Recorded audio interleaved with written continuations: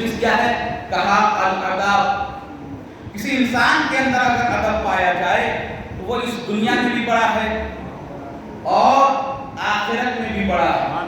اور اب دیکھیں کہ اس دنیا میں لازم یہ ہے کہ والدین اپنے بچوں کے لیے مال دولت چھوڑ کر جائیں یا نہ جائیں، کم سے کم ادب جیسی میراث ضرور چھوڑ کر جائیں. کیوں اس لیے دیکھیں اس زمانے میں نہیں لیکن کسی زمانے میں ادب کو سیکھنے کے لیے 3 طریقے تھے. اس زمانے میں صرف ایک ہی طریقہ ہے. وہ 3 طریقے کیا ہیں؟ کہا پہلے زمانے میں ہم نے بچپنی میں دیکھا ہے کہ ایک اسکول تھا کہ جو بچوں کو باادب بناتا تھا.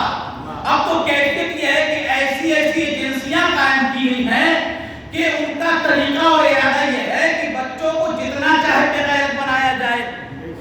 کہا اب یہ چیزیں اسکول سے حاصل نہیں ہوتی ہیں بچوں کو.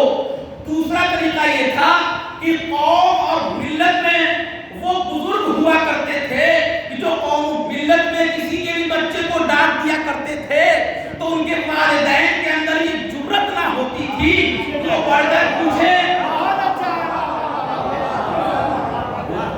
کہ آپ نے میرے بچے کو ڈانٹا کیوں.